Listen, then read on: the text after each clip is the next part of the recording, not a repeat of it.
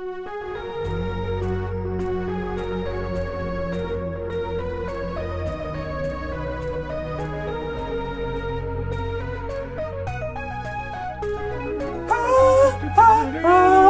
there's less of that this time. Hello, and welcome to another episode of One on One with Glen and Brent. I'm Brent. And this is Brent. And over to my left, This is Brent. We have Glen. So we're going to have a show. Would you like to steer? Let's try this. I always introduce. Let's try this. Bring us in. Let's see what you got. It's been 3 years. Let's see what you got. Hi. There's a show that we're doing. Need to project. Hello, everyone. This is a show we're doing. I'm Glen. And I'm Brent. And this is One on One with Glen and Brent. This week we're going to discuss the game that happened over the weekend between the Louisville Cardinals and the Bellarmine Knights. We played pretty well. What did you think? Well, I was at that game, Glenn, the exhibition with the Bellarmine Knights, led by Coach Scotty Davenport. And my feeling was, of course, it's an exhibition, first exhibition of the season, so you don't want to draw too many drastic conclusions. But I will say that I felt like we're going to have some offense this year, which will be a nice change of pace. The fifth-year seniors transferred in, Damian Lee and Trey Lewis, look like they are going to give us that boost that we need. We're hoping to get like a double-double or something from those guys every game at least. We need some points from those guys and some leadership. And I can already tell it looks like they are kind of taking the reins and going to provide that for the team. I like them. I think they will prevent us from being a rebuilding team, a team that just loses a lot. I think we'll be competitive all year because we've got talent, even though some of the talent won't be developed this year. Right. It would definitely be a work in progress, but I agree with you. I don't know if I expect huge things this year. I'm making no predictions or guarantees. I'm going to need to see a few more games against some more quality opponents before we can draw too many conclusions. But I am no longer concerned that it's going to be a complete disaster. I feel good about next season. Next season looks good. We'll have veterans and talent. From that game, I would say, in addition to Lee and Lewis, people who made an impression, Jalen Johnson looks good. He's got an NBA body, and he's got a skill set that I think we're going to see a lot more of this year. I think last year with Harrell obviously dominating that spot, you didn't get to see as much from Jalen Johnson. More towards the end of the year, he got a little bit of playing time. But we'll at least see what becomes of him when he gets time on the court and experience. Yeah, I think I expect big things from him.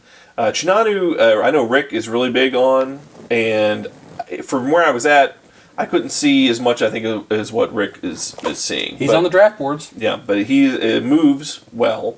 We were talking earlier, Ray Spalding, I feel like not an offensive presence right now, but is a physical presence on the floor that you notice. Deflections, blocks, that sort of thing. He made an impression on me, at least, in the limited time that he had out there. Yeah, he seems like someone who will get a whole lot better as the year goes on. Just because he has those physical tools that U of L players don't tend to have. Yeah. Anyone else stand out to you?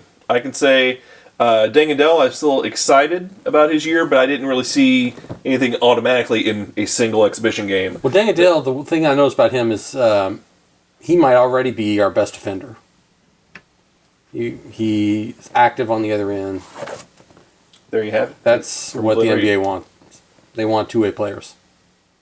So like me, when I'm on the court, no one says he's just offense or he's just defense. Glenn is well-rounded. It brings to mind, of course, the fact that I think you still have eligibility left at Bellarmine. How long did you attend Bellarmine, Glenn? I was there for 2 years. That's where I have my degree. And did you play any basketball while you were there? Not on a professional level, no. Or a collegiate level. Okay. And so could you now go back and perhaps join Scott Davenport's team? How do you think you would fare? Do you think you would compete for time with Rusty Troutman? Well, it wouldn't be which is my favorite name of anyone. I would compete for his spot, Rusty's spot. But I wouldn't have a running start. I would have to go through some of the the drills. I have to run some suicides. Mm-hmm. But get some conditioning. A healthy week of that, I should be ready to go. All right. So that was the exhibition game. Anything else you noticed from that game you'd like to point out to the good people? Well, just an overall feel. Last year you had a few go-to guys. I don't know that we have any real go-to guys at the moment. That might be Damian Lee eventually, but a lot of passing, a lot of working the ball, rather than having one guy dominate the ball. Yeah, it'd be nice to not have a ball hog. Although, we've been lucky in the last few years to have a playmaker when we really needed one. But yeah, I agree. It seems like it's going to be a more rounded team this year. I would like to see Anas Mahmoud get more time to show what he's got. He's a 7-foot player. Seems aggressive when he's on the floor. I'd really like Rick to give him some minutes so we can see what he can actually do. If you were to ask me who are going to be the starters, I really can't even tell based on the way they played. I mean, I sort of know based on what Tino has said, but, does he just go with the talented freshmen who just need time? Or do you go with some of the people who've been there? Well, we don't have any seniors, but we have a few sophomores that you could see him wanting to go with since they know the system better. But I don't know. Well, in the start the other day, he put Shinanu and Mango in at the same time, going that way instead of going with one of your 7-footers at center. He's going with experience, it seems like, in there. I will say Mango, maybe not a star, but effort. He's putting effort out there, and I expect hopefully a big year from him. That's a skill that often gets discounted. The guy with the motor that keeps going. Mm-hmm. You gotta respect the hustle. So that's the thing. That's sort of the wrap on the exhibition game. Again, it's hard to tell anything at this point, but I don't have the fear that perhaps I had earlier in the year. I think we're going to actually be able to put some points on the board this year, which will be a nice change of pace. Yes.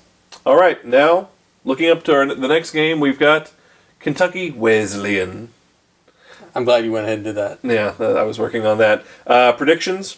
I'm going to say Cards win 82-53. I'm going to say Cards win 82-43 because I think we've got a taste of competition from yesterday, the Bellarmine game, and we're going to put it to the next team that comes our way. There you go. There you have it. All right, now, scandal update. I don't want to talk about it. Well, I don't want to talk about it. I'll just say that Andre McGee will probably never speak about it publicly, which leaves the mystery right in our hands. All we can say is it's all extremely unpleasant. Really, all we need to do is just ignore the people that are trying to troll you. They're there. They're waiting for you to click on their links and look at their Instagram photos. Yeah. But don't ever do it, which I've never looked. I don't know what they're saying. All I can say is it's going to be a very, very long season. Opposing teams, you go to their arena, I'm sure they'll shout, "You've got hookers." I mean, that's glad to see you gave an idea that they didn't have before, and now they're going to use that against you. But the good thing is that Katina Pal. That's not very. That doesn't have a ring to it. I don't like it at all. All right. Well, the scandal. Ultimately, we hope they find nothing. If they do find something, whatever they find, we hope that they bring it to light and that the appropriate actions are taken. We want to have a clean program that does the right thing. Right. But I don't want Rick to leave. The media seems to have already decided that they're calling for his head and they should go. I understand the argument that even if he didn't know anything was going on, he should have known because he's the coach. But can you know every single thing that goes on? I don't know. I know all the arguments for why people should think he should leave. I personally don't want him to, just maybe because I just don't want him to. The media wants him to leave because that makes for a great story to talk about and run through the media cycle for 24 hours. But should he go or not? I don't know. You could convince me that he should. But I think he could do more in light of the scandal in terms of making sure these things never happen again. I agree. But if he goes, I'm not going to complain because maybe that's what's best. Who am I? What kind of person am I? Yep. A good person. All right. Well, there you have it. Again, I don't look for him to go. I don't personally want him to go, but I understand the arguments for why people think he should go. So I can't really complain too much. Now we're going to go to the fan favorite segment where we bring out the ESPN who I don't really even care for. ESPN never gives Louisville any love, and they are rude to us and mean and bad. But I still like their book, because I love big brick-like books that have information in them. So we're going with the nameless College Basketball Encyclopedia. And as you know, I will rifle or riffle through the pages. I will land on a school, and then Glenn will tell us everything he knows about that program.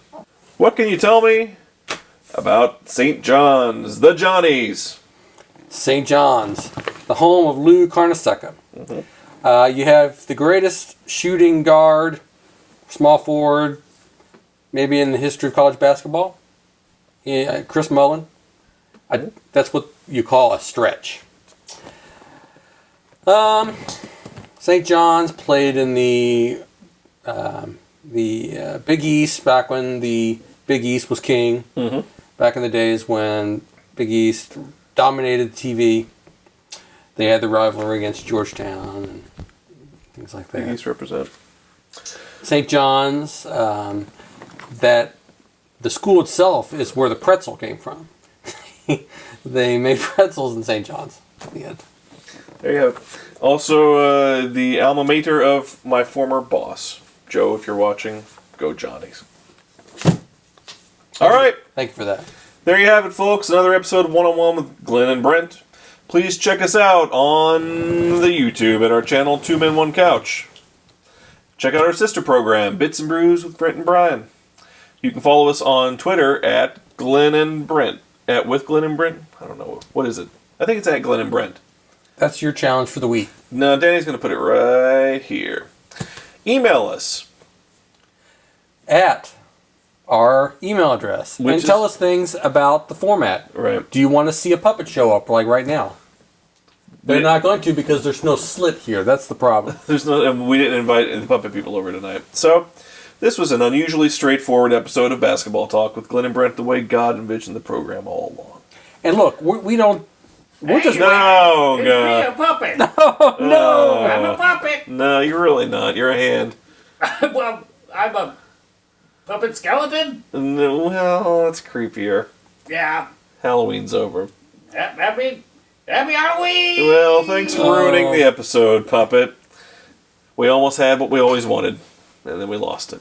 In a way that probably helped. Probably so. The ratings probably spiked right there when the hand shot up. All right, folks, that's it for us. Until next time, whenever that should be, goodbye. And remember, shake it, don't make a mistake.